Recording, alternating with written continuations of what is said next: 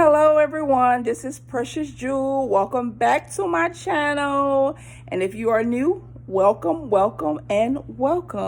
So listen, y'all, I've been said that I would speak about my health, okay? So that's what I'm going to do. I'm a woman of my words. That's what I'm going to do. Okay. So I'm going to start off. I actually had a parotidectomy.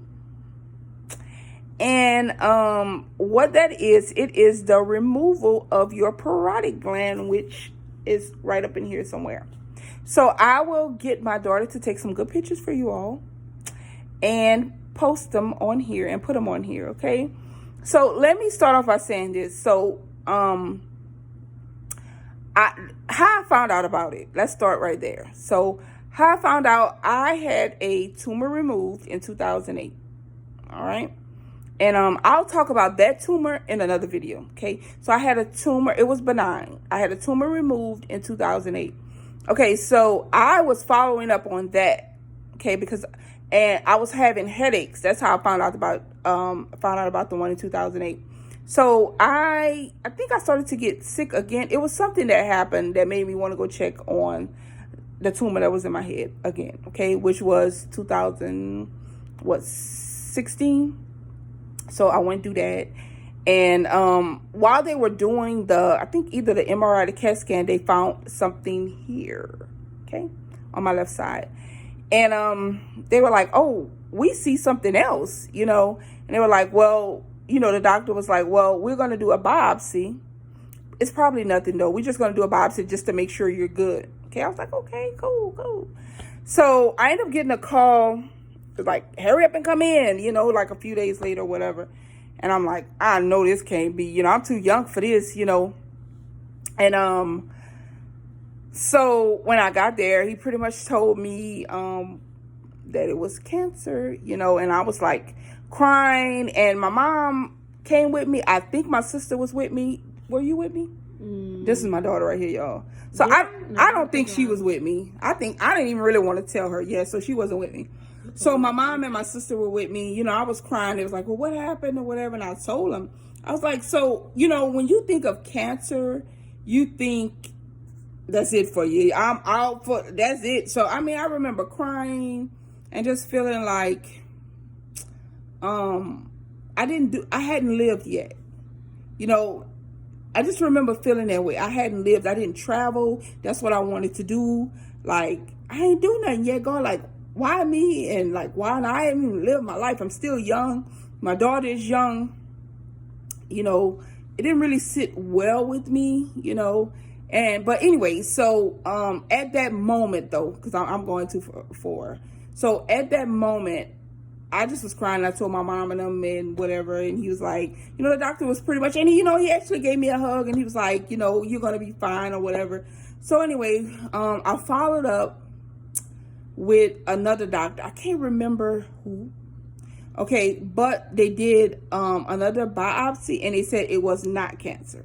Okay, so I was excited, but I felt like, you know, one told me I did, another one told me no, and then I was like, I don't know what to believe. So I went to another doctor's appointment, if I'm not mistaken. I don't want to lie. It's been a few years, y'all. And they were saying, well, we see the results say you don't have it, but in order for us to make sure, we need to do a surgery, okay, which is the parotidectomy, okay. And they told me up front, we're going to have to cut you from like your ear up here all the way down to your neck, okay. You can see that. And excuse my hair, y'all. It's just one of them days, and I'm comfortable too. So that's what they told me. I was like, what? You know, my mom was with me again, and I was like, you're not cutting me all the way to my neck. That's crazy, you know.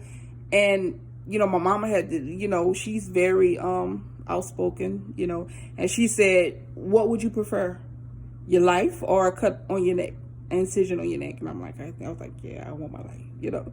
So did the surgery. It was a 1-day surgery. My mom and my daughter was with me. They was going to let me go the same day. I don't know what happened to where I ended up staying a night. So, yeah. So, a couple of weeks later, I found out that it was indeed cancer.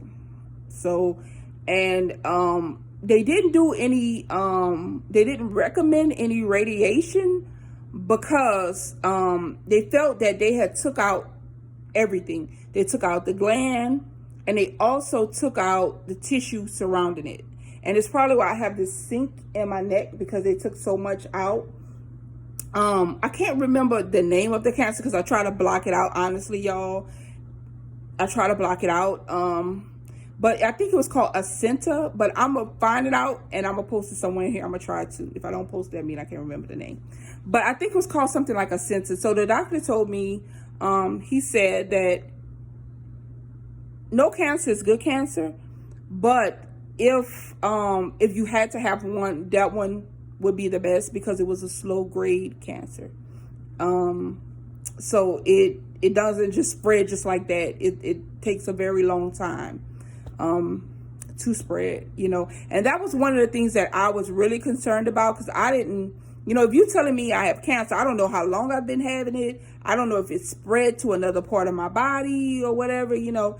And so before I actually had the surgery, y'all, it was tough. It was really, really tough because I couldn't sleep at night. I would wake up just like feeling like I can't breathe, because just panicking. That's why, you know, and just, I don't know what you want to call it, but I would wake up and I would call my mom, and I'm like, just hella scared, you know, just like, oh man, I'm not going to be here long. I haven't did anything. I haven't traveled. And like, what did I do to, you know, to deserve this? Or, you know, and it was just crazy.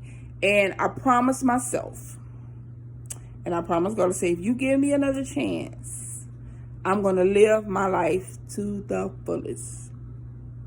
And I remember one of the main things I said was, I haven't did anything. I haven't even traveled yet. Like, that's what I wanted to do. I wanted to travel all over. I haven't even did that. Like, how? You know, and I promised, I said, you know what, you get me out of this one, God. I'm going to live my life to the fullest. You know, sometimes we sit around, we think we have all kind of time in the world. You know, and at the time that was in, when I had the surgery, I think I had the surgery January 2017. So I found out about this in like either October or November of 2016. So I can't remember how old I was. I'm going on 38. If that was, what, 4 years ago? Yeah, I was going on 35. So, yeah. So anyway, I just remember, like, if you give me another chance, like, listen, I'm going to live my life to the fullest. And the good news for me was, like, they was like, we don't think you're going to need radiation. We're going to keep a close eye on it. You're going to come back like every once a month. And then after that, we're going to go to every 3 months. And then we're going to go to every 6 months. And then so on and so forth, just to keep an eye on it.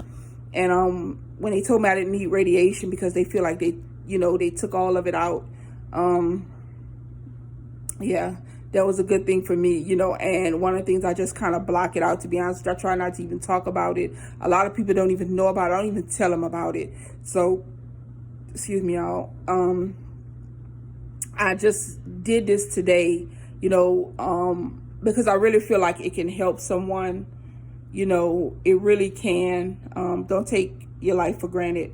You know, live life to the fullest. I'm not just saying that as a cliche, you know, or anything like that. I'm telling you from experience, you know, because this could have went like left. You know what I'm saying? This could have went totally left, and it didn't. I'm still here, you know, and I try my best to live my life, you know, and live it to the fullest with me and my daughter, you know, and I try to live a peaceful life. Yeah, so that's what it is. So what I'm going to do is I'm going to take y'all along with me. I have a couple of appointments that I need to make in order to follow up with it to make sure everything is still good. I haven't been on it like I should have been. I was really focusing on working, and I was never really home. And but I'm going to start keeping up with it now since I'm home, and stick to it. You know, because you only get one life, you know. So, and I'm going to take you all along with me. It's going to, I'm sure there's a lot of people out there who've dealt with this situation. And I hope this can help you. And my advice to you is to keep pushing. You know, it's not the end of the world. Just keep pushing, because like me, you know, I thought the worst just straight from the beginning. And it wasn't as bad as I thought it was. And thank God it wasn't. And some people, it may be as bad.